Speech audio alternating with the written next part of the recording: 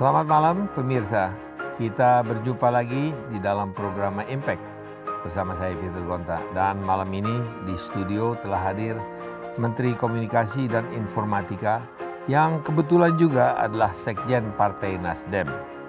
Dan berlatar belakang beliau juga adalah seorang pengusaha, beliau adalah Johnny G. Plate. Selama 1 jam ke depan kita akan mengenal lebih dekat dengan Johnny Plate dalam program Impact di CNBC Indonesia ini. Dan kita akan membahas tentang tarif telekomunikasi dan digitalisasi penyiaran. Dan tentunya beberapa hal yang terkait dunia politik masa kini di negara kita ini. Tetaplah bersama kita selama 1 jam ke depan.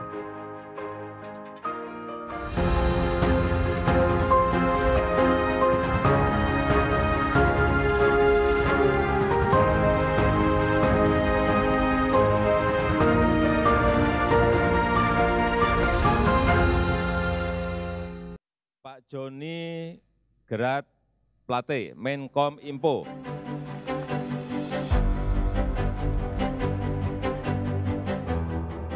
Johnny G. Plate resmi ditunjuk menjadi Menteri Komunikasi dan Informatika pada periode kedua pemerintahan Presiden Joko Widodo. Johnny dilantik di istana usai lolos uji kelayakan di istana dan diberi tugas khusus soal cyber security, bisnis teknologi informasi, serta digitalisasi data. Johnny G. Plate tak asing di panggung politik setelah bergabung dalam Bahtera Partai Nasdem pada tahun 2013 setelah sebelumnya bernaung di Partai Kesatuan Demokrasi Indonesia, Partai Nasdem pula yang mengantarkannya duduk di Senayan sebagai anggota Komisi 11 periode 2014 hingga 2019. Karirnya di Partai Besutan Surya Paloh ini pun kian moncer ketika tahun 2017 didapuk sebagai Sekretaris Jenderal Partai Nasdem. Pria yang akrab disapa Johnny ini lahir di Ruteng, Manggarai, Flores pada 10 September 1956.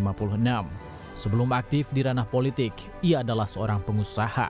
Johnny memulai bisnisnya pada awal tahun 1980-an di bidang alat-alat kebutuhan perkebunan. Lulusan Fakultas Ekonomi Universitas Katolik Atmajaya Jakarta ini bersama koleganya memperluas bisnis ke dunia transportasi penerbangan, salah satunya Air Asia. Sebagai Menteri Komunikasi dan Informatika, kini Johnny G. Plate dihadapkan pada tantangan persaingan bisnis telekomunikasi, digitalisasi data, hingga mimpi digitalisasi penyiaran di tahun 2022. Tak hanya itu, di pundaknya, Presiden Joko Widodo menaruh harapan besar terwujudnya perusahaan-perusahaan berbasis digital harus mampu menjadi unicorn, bahkan dekakorn. Mampukah seorang Johnny G. Plate menjawab tantangan tersebut? Kita nantikan kiprahnya.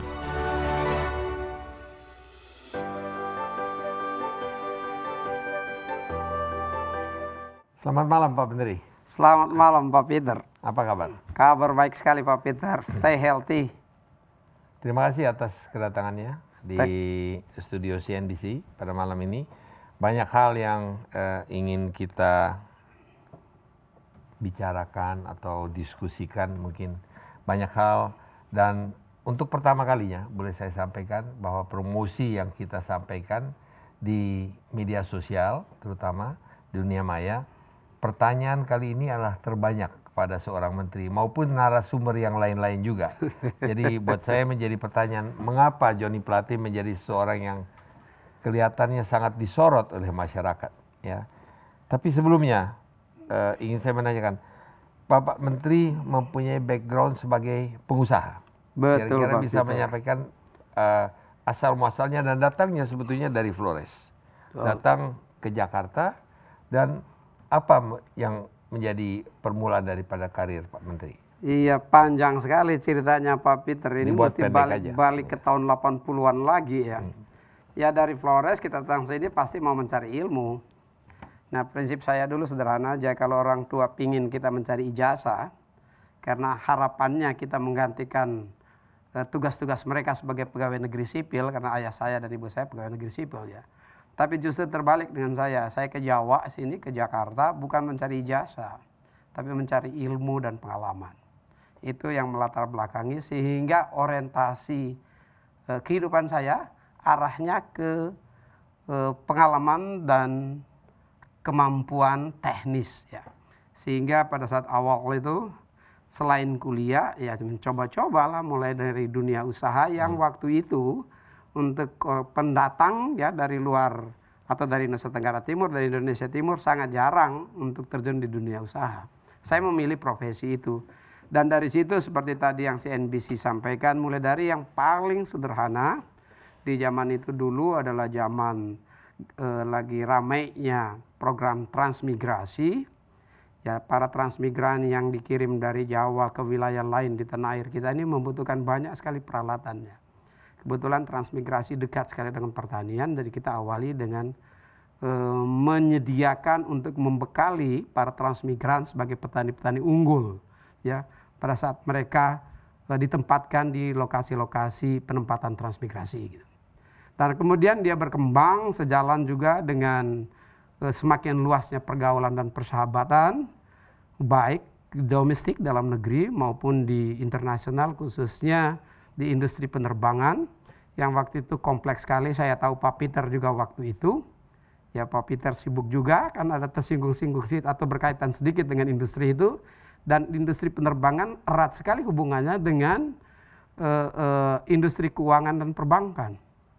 Karena dia masuk ke sindikasi-sindikasi internasional seorang finance ekonom market. ya, seorang ekonom. Saya ekonom, saya background teknis saya ekonom dan engineering tentu. Saya sebelumnya sekolah juga di Indonesian Merchant Marine Academy, jurusan teknik, jadi ada sedikit lah pengetahuan teknisnya. Dan dari situ begitu masuk di international finance market dan aviation industry, dan persahabatannya menjadi lebih luas ya, baik di dalam negeri maupun di jaringan-jaringan internasional. Nah, sehingga saya kemudian juga tadi sudah disampaikan terlibat bersama rekan-rekan untuk mendirikan AirAsia di Indonesia. Namun jauh sebelumnya sudah terlibat di aviation business itu baik engine maupun aircraftnya dari berbagai jenis, Airbus Industry, McDonnell Douglas, bahkan Boeing Company juga. Ya. Jadi Pak Menteri sebetulnya background pengusaha, ya, tapi juga belajar ekonomi. Ya. Dan akhirnya juga menjadi seorang politikus kalau boleh saya katakan. Ya. Juga berkelana di politik atau memang menyikapi politik itu sebagai bahagian daripada kehidupan seorang Joni Plate. Kalau politik itu barangkali naluri yang terbentuk di jiwa ya. Selama saya menjadi pengusaha saya pendam betul naluri itu. Ya, tetapi kita nggak bisa pungkiri pada saat kita bergaul selama menjadi mahasiswa, bergaul dengan teman-teman, ya, terbentuklah semangat itu. Tapi karena pekerjaan yang menuntut fokus, konsentrasi, dan waktu yang banyak, nah itu kita pendam. Setelah di usia tertentu, di mana kita naluri itu muncul kembali, ya, nah kita tentu memilih ada juga dalam kehidupan kita ini, kita harus membagi waktu untuk kebijakan publik demi kemaslahatan masyarakat dan bangsa. Perjalanan yang sangat panjang dari Flores datang ke Jawa untuk menimba ilmu dan pengalaman, akhirnya mendapatkan sekolah yang cukup baik, Universitas Indonesia. Universitas Atmajaya. Atmajaya ya. Di Jalan Tamrin ya. Universitas Atmajaya itu salah satu universitas yang waktu itu di mahasiswanya tentu dari kelompok elit ya. Ya, Franseda. Pak Franseda, betul. Dan pada akhirnya menjadi pengusaha dan akhirnya juga terjun ke dalam dunia politik dan bahkan menduduki satu posisi di sebuah partai yaitu Nasdem sebagai Sekjen Nasdem. Apa yang Pak Menteri rasakan perbedaan-perbedaan antara di dalam perjalanan Pak Menteri? Ya, saya kira. Dan sekarang menduduki sebuah kementerian yang vital, yang sangat penting. Saya kira ada persamaannya di situ Pak Peter. Ya. Persamaannya itu yang pertama pasti itu dedicated, fokus, dan betul-betul mendalami, ada passion untuk itu. Ya, itu persamaannya. Baik di bisnis maupun di politik.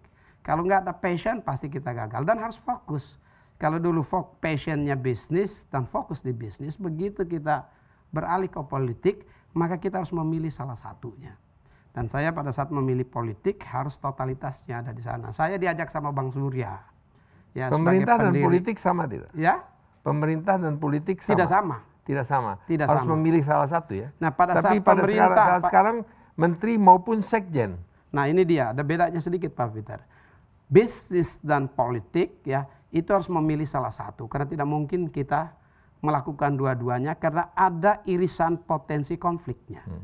Tapi politik dan pemerintah justru irisan yang komplementatif itu ada justru.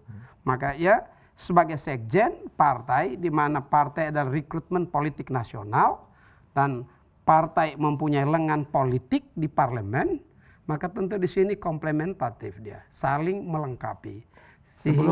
Sebelum kita masuk ke dalam, ya tentunya ini merupakan satu tugas yang berat di satu pihak sebagai seorang menteri yang sangat di kementerian yang sangat vital boleh saya katakan, dan juga menduduki kedudukan sebagai sekjen di sebuah partai yang cukup vokal menurut hemat saya.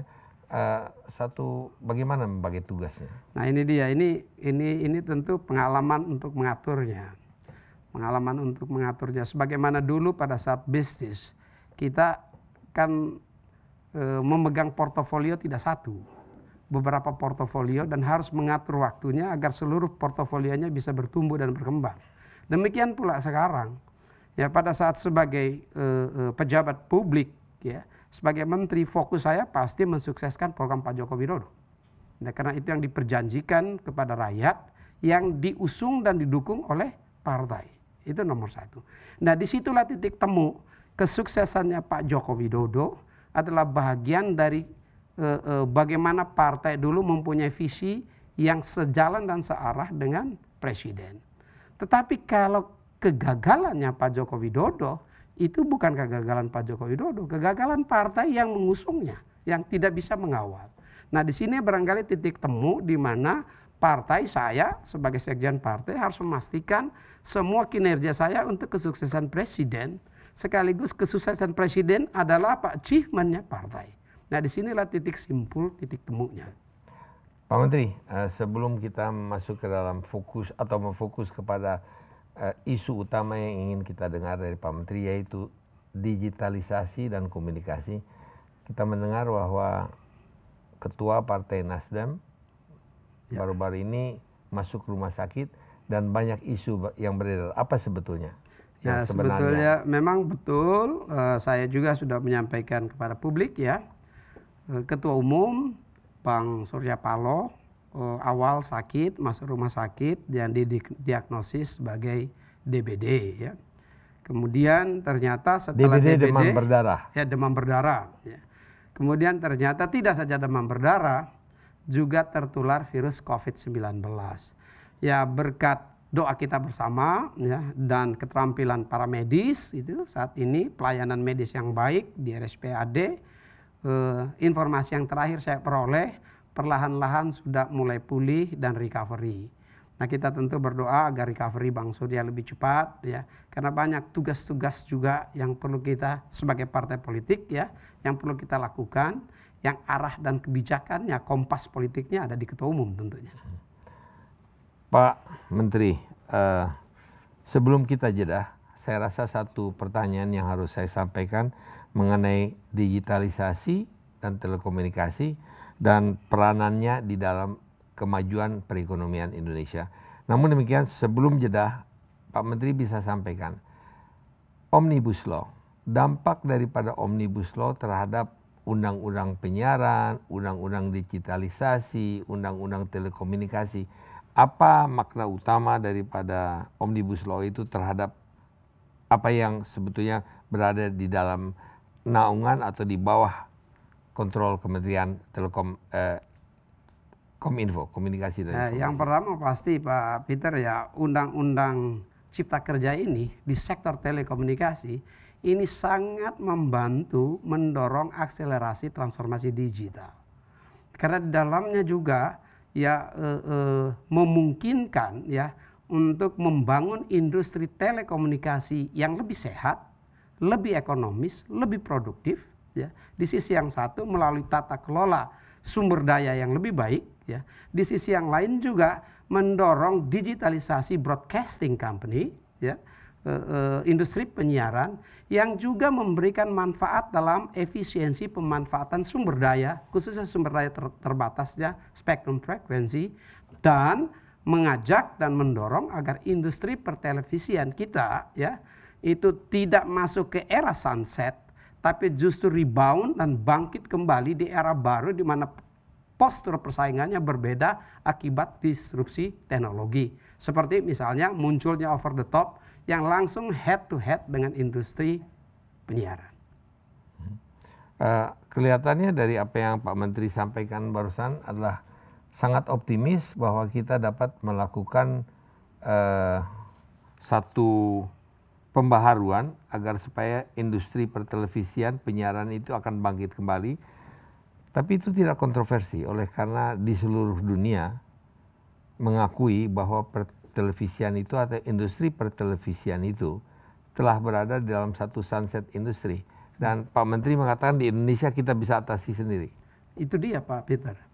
Tadi saya sampaikan, pada saat di mana industri masuk ke era matang dan dia menurun atau sunset, ya, maka perlu ada langkah-langkah taktis dan langkah-langkah strategis untuk kembali rebound dan menyelamatkannya. Apa langkah-langkah ya, itu? Langkah-langkahnya itu Antara tadi lain. digitalisasi televisi, ya, karena di situ pertelevisian lebih memungkinkan mempunyai peluang untuk menghadapi pesaing baru akibat disrupsi teknologi itu sendiri. Tapi digitalisasi bukan hanya di Indonesia.